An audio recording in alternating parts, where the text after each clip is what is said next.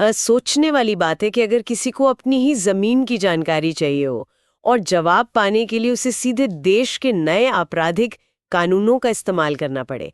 आज के हमारे इस गहन अध्ययन में हम यूपी के आजमगढ़ के एक बेहद दिलचस्प आरटीआई मामले पर चर्चा कर रहे हैं। बिल्कुल।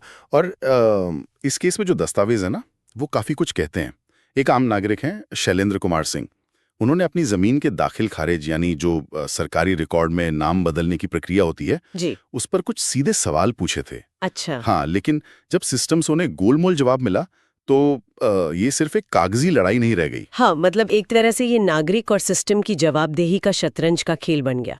मैं ये देख रही थी कि उन्होंने एसडीएम कार्यालय से बस ये पूछा था कि उनके मुकदमों की स्थिति क्या है। सही कहा। और जवाब में जन सूचना अधिकारी ने क्या किया कि कोई स्पष्ट जानकारी नहीं दी।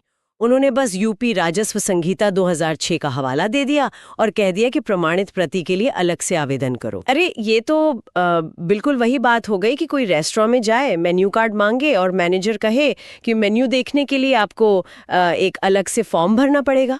हाँ, बिल्कुल सटीक उदाहरण है ये। मतलब आरटीआई का तो बुनियादी मकसद ही जानकारी देना है ना, तो फिर ये प्रमाणित प्रतियों के लिए अलग से आवेदन वाली शर्त की लगा दी गई। देखिए, असल में ये जानकारी टालने का एक बहुत ही पुराना लूप होल है। अधिकारी सीधे मना नहीं करते, वो राज्य के नियमों का हवाला देकर कह देते हैं कि हमारे पास इसके लिए अलग प्रक्रिया है, अलग फीस है। अच्छा, तो मतलब एक तकनीकी चक्रव्यूह बना दिया। बिल्कुल। उन्होंने बस इतना बता दिया कि कुछ 100 मामले लंबे से, लेकिन जो असली जानकारी थी वो नहीं दी। मैं समझ रही हूँ। अगर आम इंसान हो तो शायद इस भूल भुलैया से थक कर हारी मान ले, पर यहाँ ऐसा नहीं हुआ।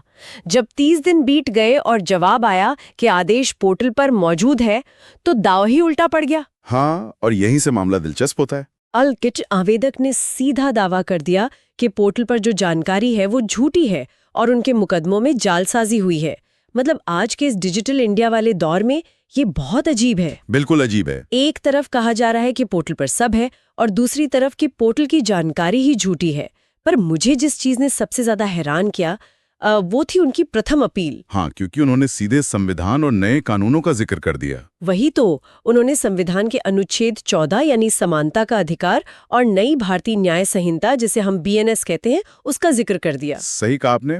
और ये जो बीएनएस की धारा 198 और 222 का इस्तेमाल है ना, ये इस पूरे मामले की सबसे बड़ी और अनोखी रणनीति है। एक मिनट रुकिए, बीएनएस तो एक आपराधिक कानून है ना, क्रिमिनल लॉ। हाँ, बिल्कुल। तो एक आम नागरिक किसी सरकारी अधिकारी को सिर्फ एक आरटीआई के जवाब में देरी के लिए क्रिमिनल लॉ की धमकी कैसे दे सकता है?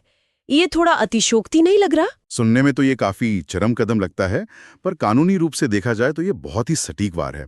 बीएनएस की धारा 198 साफ कहती है कि अगर कोई लोक सेवक जानबूझकर कानून की अनदेखी करता है और उससे किसी को नुकसान होता है तो वो एक दंडनीय अपराध है। अरे वाह!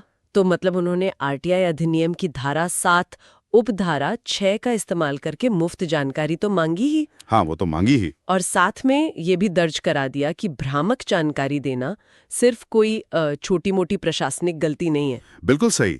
ये ड्यूटी में जानबूझकर की गई कोताही है और इसके लिए सजा हो सकती है। मैं समझ गई। यानी उन्होंने एक आम सी अपील को सीधे कानूनी चेतावनी में बदल दिया कि आप सिर्फ लेट नहीं हैं बल्कि आप कानून तोड़ रहे हैं। हाँ, और इस रणनीति ने ना सिस्टम और नागरिक के बीच का जो पावर डायनामिक्स होता है उसे पूरी तरह से पलट कर रख दिया। जूझ रहे हैं।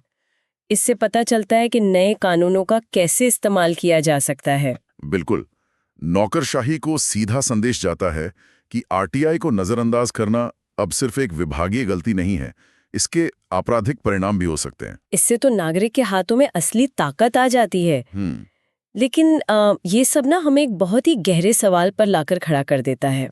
अगर एक आम इंसान को अपनी ही जमीन के एक मामूली से कागज का अपडेट पाने के लिए संविधान और क्रिमिनल लॉ की धाराओं का डर दिखाना पड़े, तो क्या सचमुच सिस्टम में कोई पारदर्शिता आ रही है? ये सोचने वाली बात है। या फिर हम बस दोनों तरफ से भारी भरकम कानूनों का बोझ बढ़ाकर एक ऐसी कानूनी भूल भुलैया बना रहे हैं जहां असली जानकारी हमेशा डराने धमकाने के बाद ही मिलती है?